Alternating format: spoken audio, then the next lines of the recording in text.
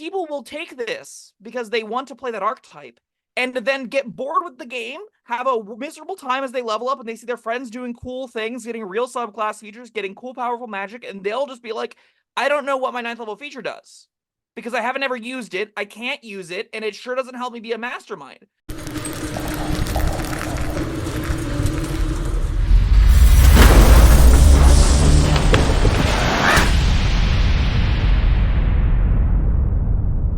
Hello, friends. Robert Bevan here, author of the Caverns Creatures series of comedy, fantasy novels, and short stories. With me is Sam West. And today is another Martial Monday. And we're going to talk about the rogue class, Mastermind. Yes, the scheming, conniving, brilliant master of tactics. You wouldn't know that by reading its features, but that is what it is sold as. Yeah, this is it reminds me a lot of the Inquisitive, Yeah, which is, I see what they're trying to do, but I just don't think there's a great way to codify these kinds of I think like this is anything, or this is something anyone can play if they want to be that type of character. It's a matter of just saying, intriguing, or yes, yes. you could even just like stick expertise and insight or Yeah. investigation and call it a day, right? I think ultimately what really hurts this option is, man, is it hard to put really being smart against magic, right? Like in a world of high fantasy, Sherlock Holmes isn't anything special. And the big schemers and plotters of the universe are master wizards. They're mind flayers. They're creatures with at-will magic abilities and powers that can read minds and brain control people. And you can kind of sit down and go, I have a plan. And that's not comparable, right? Yeah, Like, well, another thing is when you try to do this, but the player just isn't as smart as the character. and like, this definitely be the feature where this doesn't give a player that isn't as smart as the character the tools to feel like they're playing that kind of character. Hmm. This archetype honestly ends up feeling more like a bard, like a supporty kind of like good big buddy friend, than it actually ends up feeling like a tactical genius who saw in the future and planned out 4 chess moves ahead what he would do because of this. It's a little all over the place. I have seen it played. It was a help battery for a sharpshooter, so Yeah. that's not the end of the world, I guess. Well, if that's what you want to be, but I don't think anybody goes into Mastermind with that in mind. Yeah, I agree. It starts off with your 2 level 3 features. You get Master of Intrigue. When you choose this archetype at 3rd level, you gain proficiency with the Disguise Kit, the Forgery Kit, 1 gaming set of your choice. You also learn 2 languages of your choice. Additionally, you unerringly mimic the speech patterns and accent of a creature that you hear speak for at least a minute, enabling you to pass yourself off as a native speaker of a particular land, provided that you know the language. Cute flavor. I Yeah, genuinely like Disguise Kit and Forgery Kits. They're yeah. fine. And I guess, the gaming set comes in handy if you're in like a Princess Bride type situation. That's Vicini, right? That's his Yeah, name. yeah. You're like, going for the poison my But I mean, cup or I poison your guess cup. that's what you do or that's what you plan to do if you're a mastermind rogue. Maybe. I mean, like, I don't. None of these features could be. You can find all of these features in backgrounds that are not good. You know what? I was thinking that, both So, Inquisitive and Mastermind will be better suited as backgrounds. yeah, I entirely agree. Because you could just be like, all right, you get disguise or forgery, your choice, and then a language if you want. Sure, because they don't really ever matter. Um, we can have a language video at some point as to why languages are not well served for Dungeons and Dragons. But anyway, as far as like 3rd level features go, that's close to not useful. You might find it useful for the Skyrim Kit or Forgery Kit at some point in time. They will quickly be dissolved as like useful tools as you get past 3rd, 4th, 5th level and people get more and more robust magic that like dissolves the need for a lot of this to matter. In any Yeah. case, you got Master Tactics, the 3rd level feature. This is the real meat. It says starting at 3rd level, you can use the Help action as a bonus action. Additionally, when you use the Help action to aid an ally in attacking a creature, the target of the attack can be within 30 feet of you rather than 5 feet of you if the target can see and hear you. Go get them. Yeah. So what this ended up looking like. So the Help action. Hold on. Let me pull up the exact text of the Help action. Help action 5e. I haven't read this text in a hot second. You reference it a lot, though. I did. It's one of those combat actions that, and not combat actions, one of those actions that you just have at your disposal. Mm-hmm. That's like all the time on. So the help action specifically reads: you can lend your aid to another creature in the completion of a task. When you take the help action, the creature you aid gains advantage on the next ability check it makes to perform the task you are helping with, provided that it makes the check before the start of your next turn. This is where I'm like, a lot of advantage on skill checks can be done with just help, because that's just a thing you can always do ad nauseum. Yeah. It also says alternately, you can aid a friendly creature, attacking creature within 5 feet of you. So the target that is attacking has to be within 5 feet of you. You feign, distract the target, or in some other way team up to make your ally's attack more effective. If your ally attacks the target before your next turn, the first roll is made with advantage. This says they can be within 30 feet of you, and you can do that as a bonus action. So this is Whereas kind of like normally it's an action. yeah, normally the help is an action. Yes, yes, yes. Okay. That's not nothing. It's not. You're gonna use it a lot. I Yeah. find, especially whenever you're getting your sneak attack from a fighter, if you don't feel you need advantage, you're gonna hit the thing anyway. You just go, great, I help my fighter, and then I shoot it in the face. It's a really clear, easy little play pattern. I don't All think right, it that's even your remotely feels like a mastermind. Masterminds don't help in that kind of way. I would consider like maybe a performer, a duelist, some kind of person that's job it is to be proficient with like feigning and, tactical, not even tactical, like just dirty kind of fighting is the vibe I get from it. Like from a distance, being able to pepper spray them or whatever, that feels like it isn't within the realms of just, a maybe they're just Moriarty or anything. giving advice. You should aim for his face. My God, thanks. Very useful. I wouldn't have done that without you. Agnostic of if I feel like it fits the flavor, I can't deny this feature is at least useful. Yeah, that's your rogue battery you were referring to, I suppose. Yeah, it was the sharpshooter was shooting people, and the mastermind was sneaking around, giving help on the targets, and trying to not get shot himself. And the sharpshooter's like, great, now my -5 doesn't matter on my first attack roll. I make every turn. Sweet. And then they made 2 other with sharpshooter anyway, and it was the sharpshooter was a problem in that campaign in that like it was hard to have any encounters get engaged without 3 miles back. Like everything is starting to get very, very short corridors. That's a Yeah. different topic for that, though. That's just my experience with sharpshooter and mastermind together. Independently, I do think these 2 features play fine enough. They're not particularly powerful or compelling. I don't think they're a really clear direction for you to do anything with. Again, you can get these proficiencies in your background. So, like, if you really wanted to do this thing and you already have a disguise kit or a forgery kit proficiency, so you took the spy background or something, which is normally something you would do alongside this, you're kind of left like, all I get is a bonus action help, and I don't know how that really helps me plan ahead. I don't really know how that helps me, be 2 steps ahead of my enemies or anything to that effect. It just feels like in the heat of it, I can be like, get him better. Yeah. But I mean, it is good though. I mean, it's a bonus action, so you still get to do whatever you're doing yourself, and then here, helping a friend. That's It is. It should be noted. It's definitely something you're doing every round. You still want to hide sometimes. You still want to dash yeah. sometimes. You still want to disengage sometimes. I think there will be often times where you're like, I think it is more relevant that I hit than you hit, so I'm going to even steady aim over using this. And that's going to make Master of Tactics have a little bit of pull. Like, it isn't strictly better than giving yourself advantage, especially if your 1 attack matters more than one of their 3 attacks. As you get down the road, like this help only helps with the first attack roll they make on turn. You don't really want to help a monk that's making 4 attacks. You don't really want to help a fighter that's making 3 attacks, because net, it's more useful on your 1 attack where more your damage is loaded in, right? Mm. So yeah, in the low tiers, it's great. It's fine. It's not great. It's fine. In the upper tiers, it gets worse, like by a lot. And I don't think this option gets much better. But that's okay because by then we'll have Insightful Manipulator. Starting at 9th level, if you spend at least 1 minute observing or interacting with another creature outside combat, you can learn certain information about its capabilities compared to your own. I'm not entirely sure how you would spend the time in combat doing it. I don't know why those words were important, but okay. Anyway, the DM tells you if the creature is your equal, superior, or inferior in regard to the 2 of the following characteristics of your choice: your intelligence score, wisdom score, charisma score, and class levels, if any. And the DM's options, you might also realize you know a piece of that creature's history or one of its personality traits if it has any.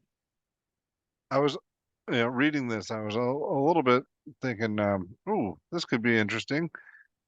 You're observing it out of combat so that you can, engage it better in combat. Let's see how that factors in. Oh no, it doesn't. Doesn't even a little bit. No. Not even a tiny teensy little bit. Maybe you could be like, hey guys, I have a wisdom score of 14. This thing has a better wisdom than me. Yeah. I don't know if that changes how you want to make your save spells, but maybe it changes how you want to make your save spells. Nope. No, this is just not a feature. This is hot trash. Your DM has to jump through hoops to make this do anything. Unfortunately, we're playing in a game that doesn't have good monsters, and that the monster design doesn't include regular weaknesses. It doesn't include regular things that you'd want to seek out. It doesn't include, like, Achilles heels. Like, I think it really Yeah. should. There are some monsters in the game, like Rakshasa, that have some cool little, vulnerability to piercing damage by good aligned characters. That's neat. That's like ones of monsters in the entirety of the monster manual. Because this game lacks all of those, this feature just doesn't get to have text. You don't care what its charisma score is, especially when it's only relative to your charisma score. It's not even like, doesn't let you know what the charisma score is. Maybe you have a 12 and they have a 13. You learn it's higher than you, and you go, it could be a 20. I don't know. I just know it's better than a 12. I mean, even if I knew it was a 20, well, he's charming. All And right. like, how does this change how you engage with anything? It doesn't. Womp womp. Nope. Yep, this is a big old non-feature. I hate this so much. We saw them do a version of this with battle masters. They get like student of war or something where they can study people. At least that option also gets maneuvers, so like you still kind of get something because you get new maneuvers and dice size increases and stuff Yeah. like that. That is kind of like, oh, it's just flavor. This is literally the only 9th level feature you get. Oofa doofa. 13th level gives us misdirection. So beginning at 13th level, you can sometimes cause another creature to suffer an attack meant for you. When you are targeted by an attack with a creature, while a creature within 5 feet of you is granting you cover against the attack, you can use your reaction to have the attack target the creature instead of you. So As long as they're already acting as a human shield, you can allow them to be a human shield. That's great. That's not misdirection. It's just working as intended. Yeah. Yeah. Yep. This is also not a great feature. At least it does have some cute play with Master of Tactics, where the idea is like you're a halfling that's using your Goliath buddy as half cover, and then you don't even you need at least half cover from it. See, I have to look up the cover rules again. Hold on, because I don't know if you actually have to like take actions to gain benefits from it. Wait, are you Target with half talking cover. strictly about misdirection? Yeah, so misdirection, in order for it to function, you should Yes. be targeted by an attack while you're getting cover from a creature within 5 feet of you. If you are not Oh. currently being given cover by a creature within 5 feet of you, this has no text. All right. So this is None. like actual cover, not just like the generic meaning of the word cover. Correct. Okay. You have to be granted cover from the attack by the creature that is being directing the attack to. So there are 3 degrees of cover. Let's see. A target can benefit from cover only when an attack or other effect originates from the opposite side of the cover. And then half cover is supposed to be an obstacle blocks at least half of your body. So low wall, large piece of furniture, narrow trunk. 3/4 cover is 3/4 of your body is covered. So conceivably, you just need to be positioned in such a way that you're mostly behind an ally, and then this should work. Well, it doesn't. I mean, it doesn't say you need full cover or any amount of cover. You just need any cover, right? Right, at least half cover. That's Well, the it any doesn't say cover is that. half cover or more. There's 3 kinds of cover. You need one of them for this to work. Oh, all right, all right. It's Yes, either half, yes, yes. 3/4, or full. Right. Gotcha. This has a giant hole in it, in that if something steps 5 feet to the left of the monster that it's engaging to stab you, you no longer have cover. Yeah. Womp I womp. mean, you don't have to beat this one down anymore. I'm already not impressed. Yeah, But this is yeah. close to unusable. Very, very, very bad. It does kind of give you some play whenever you are actually engaged with your martial allies in melee combat. You normally don't want to be there. You normally be like 20 feet back and using the bonus action at the range to help. But This is even worse than I thought because the way I read it was they're granting you cover. They're saying, "Okay, I'm gonna cover you, buddy." But no, this is they're just there, and you are using them as a human shield, not necessarily um with permission. yeah, this very much has the big moment where like the fighter does it's loud. The paladin's in the middle of a fight. There's a bunch of monsters around him, and he sees an arrow narrowly go right behind his back. He thinks it's not going to hit him, and then you see the rogue just shoves it in his back instead because it was going to hit him. And he's like, "What the dude? What the hell?" Uh, Mastermind. Master of something. So solo deceit is our 70 level feature. Starting at 17th level, your thoughts can't be read by telepathy or other means. I have a fun fact for you. The non-detection spell is a 2nd level spell that I am not particularly high on. Yep. Anyway, this is 17th level, huh? 17th level. Okay, great. We're gonna keep going. You get through this together. Can't be read by telepathy or other reasons unless you allow it. You can present false thoughts by making a charisma deception check and tested by the mind reader's wisdom insight check. Additionally, no matter what you say, magic that would determine if you're telling the truth indicates you are being truthful if you choose. And you can't be compelled to tell the truth by magic. That's it. That's the whole feature. All right, let's go back to that first part and the last sentence. You can present false thoughts. All right, this is for mind reading stuff. Okay, never mind. I thought this was just giving you permission to lie, but no. All right, it's actual. It is just it's letting you telepathically lie right. about what you're thinking about. Yeah. Okay, still not impressed. This might be the worst rogue subclass. I don't. Worse than inquisitive? Did that give you anything? This doesn't. I mean, that gives you that master of tactics, which again is at best a side grade, normally worse than using steady aim. All right, I'm not saying it's good, but what was inquisitive doing better than this? Well, I mean, we can check. At minimum, this is still utterly terrible, right? Oh yeah, they're both really bad, but so you could compare so they got Eye for Deceit, which is a flat 7 minimum on insight checks, as well as bonus action perception checks to note things that are hiding. And when that comes up, I do think it's probably better than Rogue, the Master of Tactics, the Eye for Detail, being able to spot things when you need to. Now that's gonna not come up nearly as often as you can just use your other 3rd level feature here. And at least, hey, your 17th level feature there gave you 3d6 bonus damage. That's definitely better, technically speaking, than this final feature is. But man, who's playing either of these to 17th Nobody. level? These are horrendous, terrible options. I can't believe they're allowed to be printed like this. I don't know who play tested the 9th level feature and thought it was useful. I really don't. I mean, class levels, if any, is particularly offensive to me just because most monsters don't have class levels. Like, if your DM has a DMPC party that they have running around competing with you, you could probably figure out by what abilities they're using around what level they are. And that's not even a useful thing to know when they beat your cadet with a greatsword, right? Like, I don't know, man. Like, these two were fighting for the bottom. Definitely so. Big fat F. Absolute garbage. Offensively bad subclass. Literally gets no capstone feature. Gets close to no 13th level feature. Gets no 9th level feature. Gets half of a 3rd level feature that's not usually improving what you're doing. Yeah, that's a big fat F to me.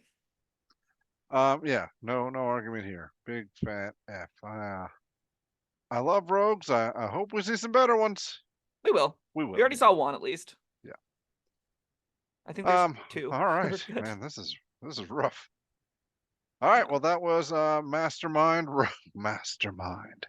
It is genuinely a problem. Quick soapbox. Yes, it is genuinely a problem that they came up with an archetype that's trying to sell itself as this, big scheming plotter that's in charge of making the plans and coming together with some brilliant ideas and getting an insight and blackmail and running underground network stuff. That's what this whole archetype coalesces around, right?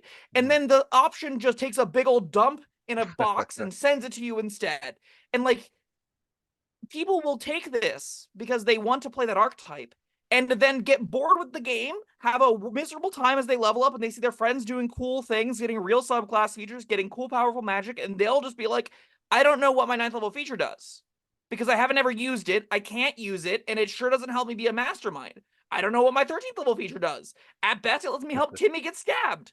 That's not particularly useful to me. You get to level 17 with this archetype and you go, finally, I am Moriarty. I am the big brain super genius. I can control thralls and, behind the shadows have million. No, you just can't have 2nd level spell effects work on you anymore. You know who didn't create? You know who didn't create this subclass? Who? A mastermind. Got him. Okay. That was Mastermind Rogue. Thank you, Sam. Thank you, everyone, for joining us. Let us know what you think in the comments. Have any of you played a Mastermind? Have you enjoyed it? Have you played it to level 17? Let us know your thoughts and your experiences. And like, subscribe. We'll see you next time. Bye bye.